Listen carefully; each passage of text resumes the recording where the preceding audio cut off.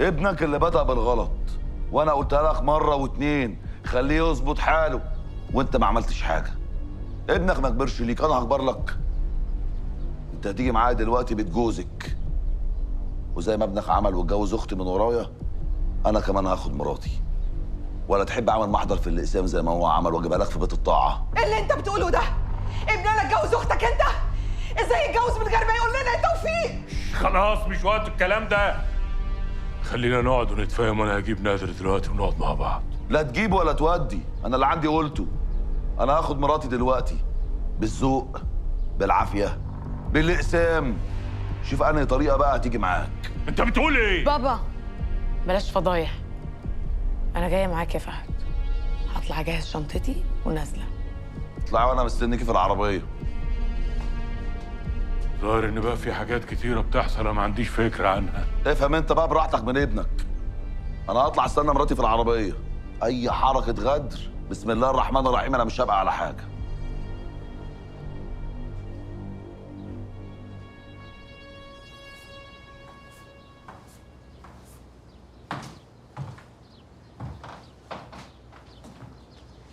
النهار طلع وانت مرزوعه في مكانك.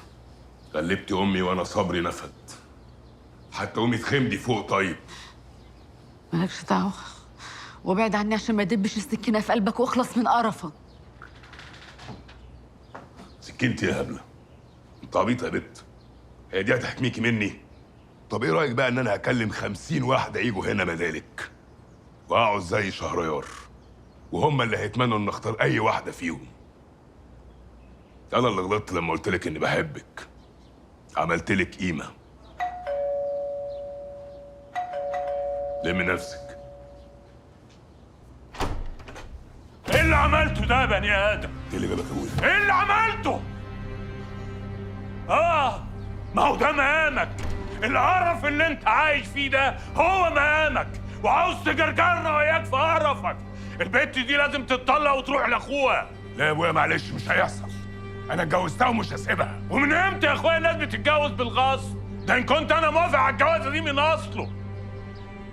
قولي لي يا بت، انت عاوزه نادر؟ لا. انت بتسالها؟ دي مراتي يا ابويا. انت بتعصاني يا بني ادم. ايه ده يا ابويا؟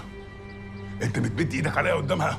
بمد ايدي عليك عشانك، عشان دماغك اللي هتودينا كلنا في 60 داهيه دي. ويكون في معلومك، انا لو شلت ايدي من عليك مش هطول من ورايا لا ابيض ولا اسود.